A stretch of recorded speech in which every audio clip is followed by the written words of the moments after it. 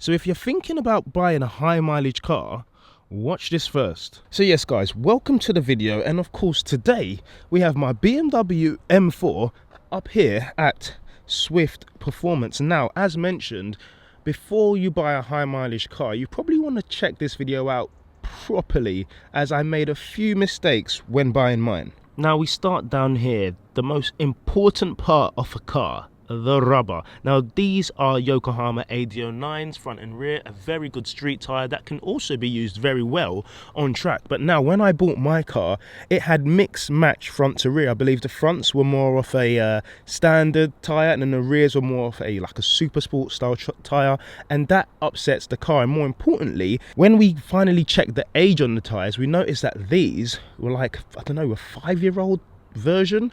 So it's very important to really check the car, because when you get the car, you look at normally paintwork, you have a brief look at the tires just to check the tread, but what is really important is the tires. If it's aged, and obviously over time, what you'll notice, the tire becomes quite hard and less grippy. And next up, G Technique. And the reason why I'm pointing to the G Technique is because, as mentioned, paintwork. Now believe it or not, this is a 10-year-old car, guys. 10 years old, and look at the paintwork. Bearing in mind, when you buy a car, please do not go and check out a car at night, because when you check it out at night, loads of things get hidden. It's better to check it out in some nice daylight, that way you can see how bad the paint is. And again, if the paintwork is quite bad, you could probably knock some pennies off the price. Now the first thing I did when I got this car was get it ceramic coated. Now this car is of course covered in Crystal Serum Ultra. G Technique actually have two versions of a ceramic coating, Crystal Serum Light and Crystal Serum Ultra. I don't know why I did that and then that and then. Now Crystal Serum Light can actually be used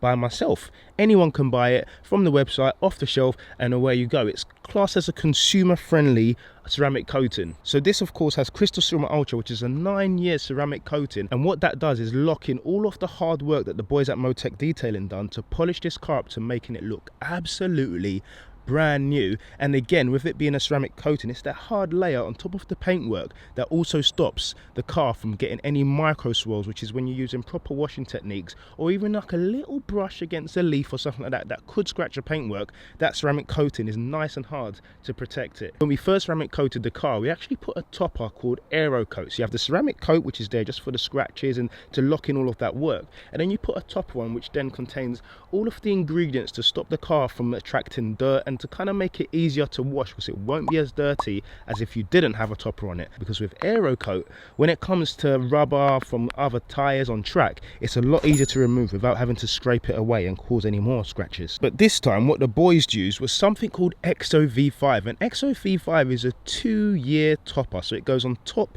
of the ceramic coating, and it has so many ingredients involved that I am not probably, I don't know, qualified enough to talk about. But what I can say is that the gloss that it adds is insane, and by putting that gloss on top of the car, it really does make it look brand new. Sal from Infinity Design was behind me this morning, and he said, Tim, that thing looks so clean and so aggressive, because black, when polished up, even though it's nearly at 100,000 miles, is a really beautiful colour. Now while the car is on the alignment machine here at Swift Performance, it's very important for us to mention, when you are getting a high mileage car, if the car hasn't been aligned recently or for a long time, a common issue are the toe arms. They tend to seize, and then you get guys like this legend over here, Tim, who then has to sweat his nuts off trying to loosen them up. So always, if you can, ask, mate, when was the last alignment? They might tell you the truth, they might not, but if you do have a car that's high mileage,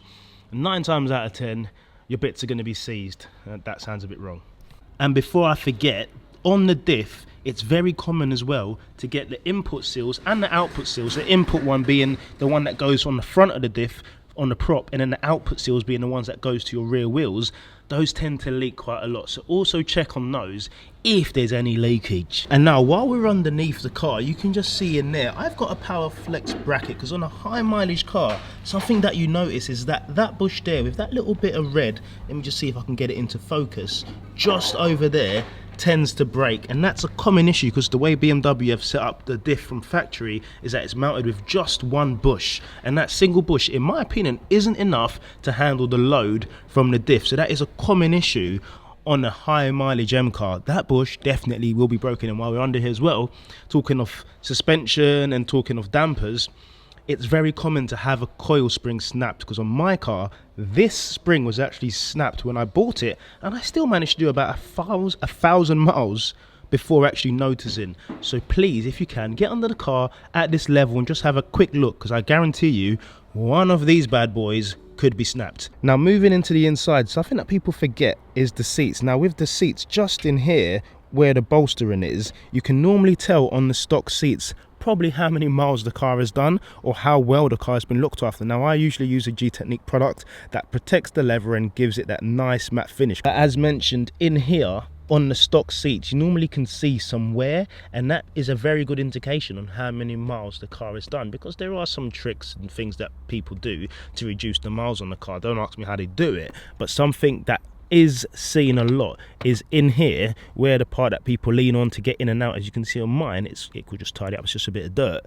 That area there is usually quite worn, and that again is a very good indication on how bad or how many miles the car has actually done. And with that, again, knock some pennies off the price. Now moving back into the wheel area, something that's very important and something that I failed to check when I got the car is the wear on the discs and the pads. Again, when it's a light there you can see a lot more, but again, my car was delivered, I kind of bought it sight unseen, if that makes any sense. I practically bought it without looking at the car, and when I got the car it was fine, it drove hard, but then I noticed when I got to about 70 miles an hour and I pressed on the brakes, there was a lot of rumbling. And when we finally got around to checking them out, we did find out that the discs were kind of done in. They were the 2-piece EBC, a great disc that usually works very well, but it seems that the driver probably gave it a bit too many cents and didn't allow the brakes to cool down. The next thing is very, very common on here, not usually the fronts, because the fronts are quite easy to get out because they are indented,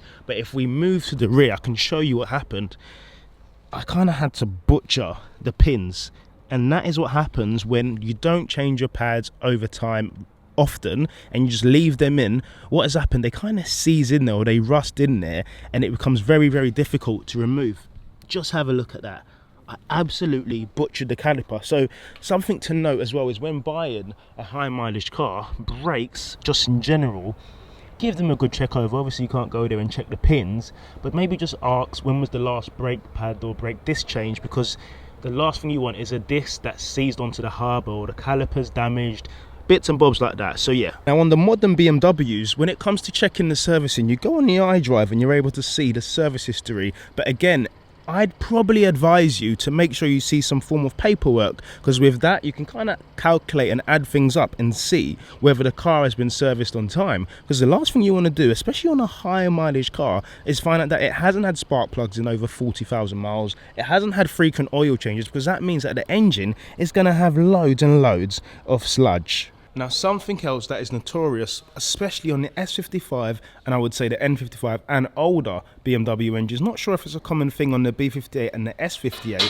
is rod bearings. Now Swift Performance obviously can change these whenever you want, but something to note is when you do go higher in the miles, the bearings tend to wear out even more, and eventually if you leave it too long they can cause catastrophic damage to your vehicle. So again, if you are checking service history and any work done on a car, that should definitely be something worth mentioning. So yes guys, that has been the video on buying a high mileage car. I implore you, if you are thinking of getting a high mileage car, watch this video.